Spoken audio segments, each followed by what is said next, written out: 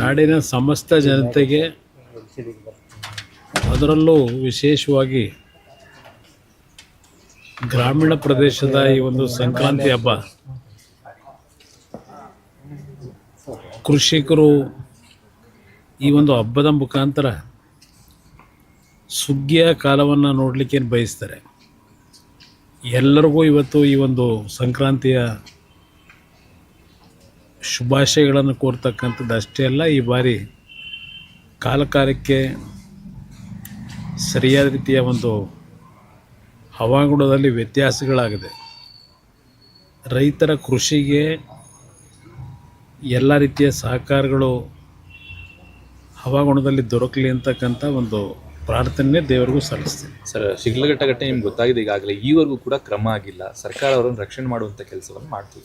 ಈಗ ಯಾರೇ ತಪ್ಪು ಮಾಡಲಿ, ನಾನು ನೆನ್ನೆನೂ ಸಹ ಹೇಳಿದ್ದೀನಿ, ಇಂಥ ಪ್ರಕರಣದಲ್ಲಿ ಒಂದು 2-3 ಇಶ್ಯೂಗಳಲ್ಲಿ ಯಾವುದೇ ಪಕ್ಷದವರಿರಲಿ ಒಂದು ಕಠಿಣವಾದಂಥ ತೀರ್ಮಾನವನ್ನು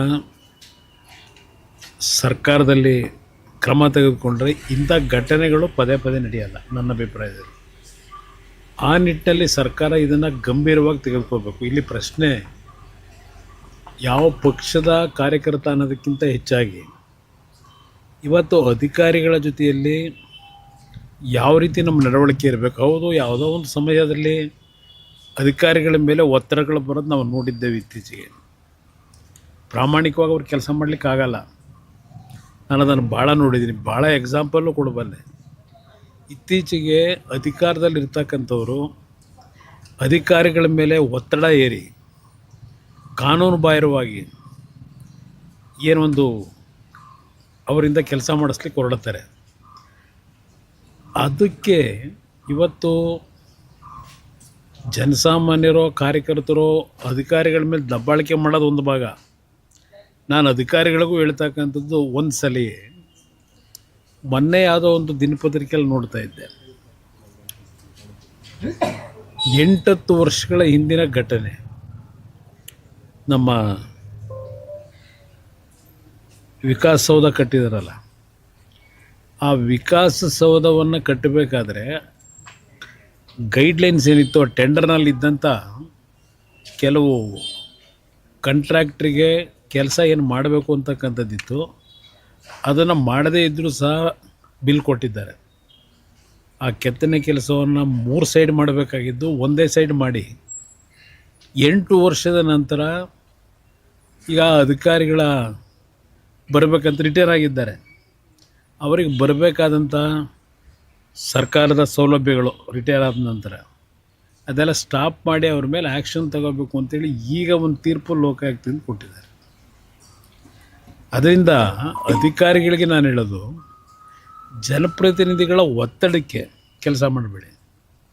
ನಿಮಗೆ ಕೆಲಸಕ್ಕೆ ಜಾಯಿನ್ ಆದಾಗ ಸರ್ಕಾರದಿಂದ ಕೆಲವು ನಿಯಮಾವಳಿಗಳನ್ನು ರಚನೆ ಮಾಡಿದ್ದಾರೆ.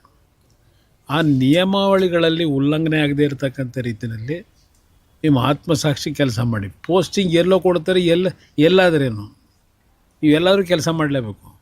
ಪೋಸ್ಟಿಂಗ್ಗೋಸ್ಕರವಾಗಿ ಕಾನೂನು ಬಾಹಿರವಾಗಿ ಕೆಲವು ಜನಪ್ರತಿನಿಧಿಗಳು ನಿಮ್ಮ ಮೇಲೆ ಒತ್ತಡ ಆಗ್ತಕ್ಕಂಥದ್ದೇನಿದೆ, ಅದಕ್ಕೆ ತಾವು ಯಾರೂ ತಲೆಬಾಗಬಾರ್ದು.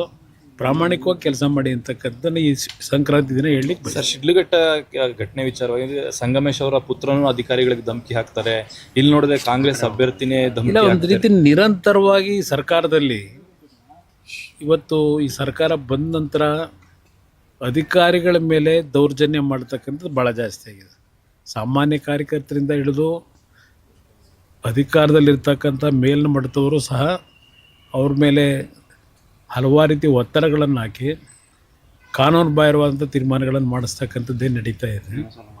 ಇದು ಸರ್ಕಾರ ಸರಿ ಇಲ್ಲದೆ ಇದ್ದರೆ ಇವೆಲ್ಲ ನಡೆಯೋದು. ಮೇಟಿ ಸರಿಯಾಗಿದ್ದರೆ ಇದು ಯಾವುದೂ ಆಗೋದಿಲ್ಲ ಅನ್ನೋದು ನನ್ನ ಅಭಿಪ್ರಾಯ. CS-ಗೂ ಕಾಲ್ ಮಾಡಿದ್ರಿ ನೀವು, ಇನ್ನೂ ಕೂಡ CS ಇಲ್ಲ, ಅವ್ರು ಏನು ಅದರ ಬಗ್ಗೆ ರಿಯಾಕ್ಷನ್ನೇ ಇಲ್ಲ ಅವ್ರದ್ದು ಇಲ್ಲಿವರೆಗೆ, ಈ ಕ್ಷಣದವರೆಗೆ. ನೋಡೋಣ, ನಾಳೆ ಇವತ್ತು ಸಂಕ್ರಾಂತಿ ಇರೋದ್ರಿಂದ ಮತ್ತೆ ನಾನು ಡಿಸ್ಟರ್ಬ್ ಮಾಡ್ಲಿಕ್ಕೆ ಹೋಗಿಲ್ಲ. ನಾಳೆ ನಾನು ಪುನಃ ಮಾತಾಡ್ತೀನಿ. ಕೊನೆ ಪ್ರಶ್ನೆ, ಕುಮಾರಸ್ವಾಮಿ ಅವರು ರಾಜಕಾರಣ ಬರ್ತಾರೆ ಅನ್ನೋದು ಚರ್ಚೆ ದೊಡ್ಡ ಮಟ್ಟದಲ್ಲಿ ಆಗ್ತಿದೆ.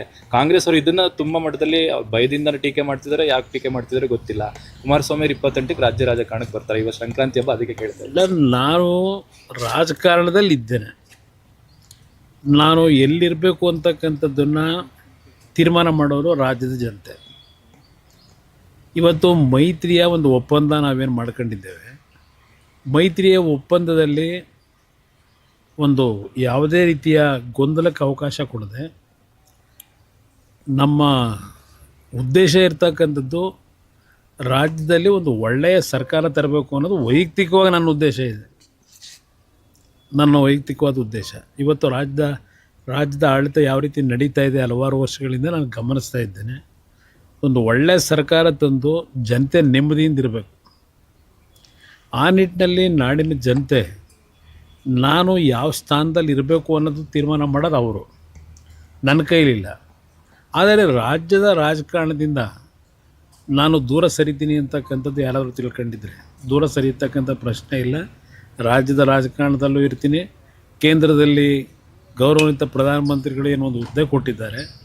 ಆ ಎರಡೂ ಇಲಾಖೆಯಲ್ಲಿ ದೇಶದಲ್ಲಿ ಪ್ರಾಮಾಣಿಕವಾಗಿ ನನ್ನ ಕೈಲಿದ ಮಟ್ಟಿಗೆ ಎರಡೂ ಇಲಾಖೆಯಿಂದ ಒಳ್ಳೆಯ ಉತ್ತಮವಂಥ ಕೆಲಸಗಳನ್ನು ಮಾಡಲಿಕ್ಕೆ ಆಗಲೇ ಒಂದು ಫೌಂಡೇಶನ್ ಏನು ಹಾಕಿದ್ದೇನೆ. ಆ ಕೆಲಸದಲ್ಲಿ ಯಶಸ್ಸನ್ನು ಕಾಣಬೇಕು ಅನ್ನೋದು ಒಂದು ಭಾಗ. ರಾಜ್ಯದ ರಾಜಕಾರಣಕ್ಕೆ ಯಾವ ಸಮಯಕ್ಕೆ ಬರಬೇಕು ತೀರ್ಮಾನ ಬರ್ತೀರಾ ಒಟ್ಟು? ಬರಲೇಬೇಕಾಗತ್ತಲ್ಲ, ಅದರಿಂದ ನೋಡೋಣ. Yes sir, thank you so much. Subscribe button ಮೇಲೆ ಕ್ಲಿಕ್ ಮಾಡಿ ಹಾಗೂ ನಮ್ಮ ಹೊಸ ವಿಡಿಯೋಸ್ ಅಪ್ಲೋಡ್ಗೋಸ್ಕರ ಪಕ್ಕದಲ್ಲಿ ಕಾಣುವ ಬೆಲ್ ಬಟನ್ ನಮ್ಮೆಲ್ಲ ವಿಡಿಯೋಗಳನ್ನ ಲೈಕ್ ಮಾಡಿ, ಶೇರ್ ಮಾಡಿ ಹಾಗೂ ಕಮೆಂಟ್ ಮಾಡಿ.